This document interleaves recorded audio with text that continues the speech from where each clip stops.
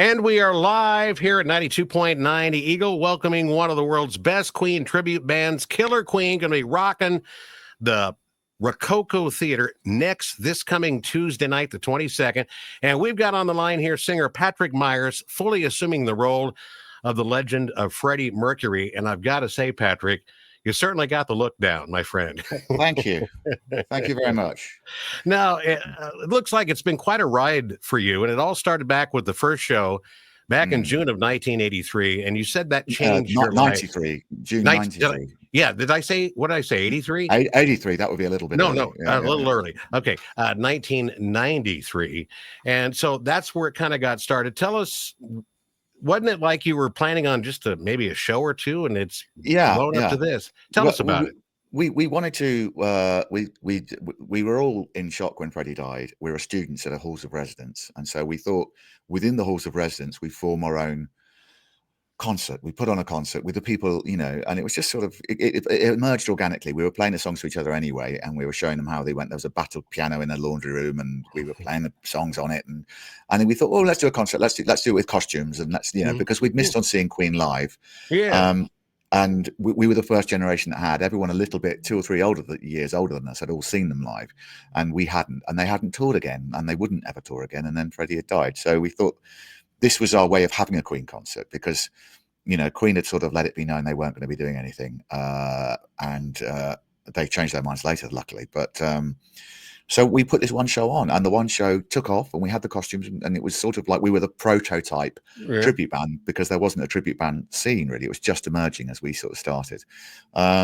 It just went extraordinarily well, was well received. And then we got offered huge tours of England and all the best venues in London, and then the West End in London, which is like Broadway. Nice, yes. And then started winning awards. And then the weird and spooky thing that happened was the arenas that Queen had played with Freddie in their heyday, got in touch and said, we love what you're doing, and come and put on a show, and we'll just give you everything, all the lights, all the pyrotechnics, all the ramps, all the rises, everything.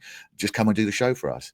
And so we did that, and we did that all over Europe, in the Netherlands and Belgium, and some of the places where Queen shot their videos, Forest National, as well as all over the place. We played Beirut, New Caledonia, arenas everywhere, and then we started going to America and places like Red Rocks. So considering we started off as kids in the halls of residence, playing songs to each other on a very out-of-tune piano, as our laundry cycle was finishing, to end up playing those arenas with those production values was extraordinary. And it's been good fun and a delight to spend so much time in the company of these songs, because these songs your appreciation of them only sort of develops with time. It's you can fall in love with them when you're a kid, but by the time you're a venerable, a seasoned tribute performer such as myself, you've seen these songs from the inside out, and just how much artistry and sheer brilliance has gone into making these.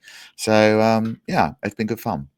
Yeah, matter of fact, the reviews have been quite outstanding. Concerts as nearest to the real thing as you're likely to get. A real-life Bohemian Rhapsody. Freddie lives.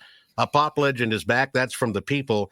And this guy is not to be missed, editor of BrianMay.com. So, which isn't Brian May. I have to say it's not. No, it's not Brian. No, Brian and Roger have their own tribute called Queen Extravaganza, totally separate, and we're just a tribute band. We're sort of fans who became a tribute band rather than anything official. But it's sure.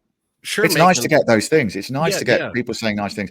The things that I mean, as opposed to advertising copy that, and things like that, those lovely state praises, but the things that really hit home for me are the reactions we get from people writing in, and people, particularly from people who've seen the show, a lot, and sometimes follow us around the country, or in England and sometimes in America too.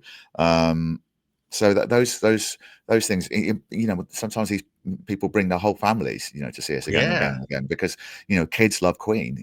They discover Queen on TikTok and streaming and YouTube and things, and fall in love with them just as I did as a kid. So and watching that happen to successive generations is lovely. Yeah, and you guys are so good. We're going to post a video below this interview. So after folks get done watching our interview here, click on your official video that kind of shows the background and the start of Killer Queen, and a lot of interviews with you guys in the band and stuff. So I encourage them to watch that as well. And then pick up some tickets for this baby, rococotheater.com. I'm going to post up some pictures of your stage setup, and it really looks amazing and so much fun to see this. I mean, Thank wow, you. just incredible. And the lighting and the staging. What particular song do you guys like this one up on? This looks really awesome.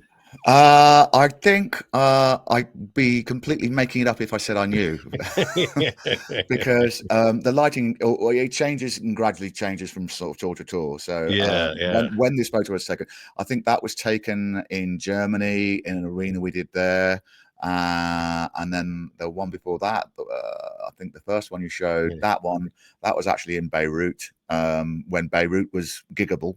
yeah, I'm not sure it's quite as giggable as a place these days, but yeah. So as I say, we've been all over the place and had extraordinary adventures as well as concerts.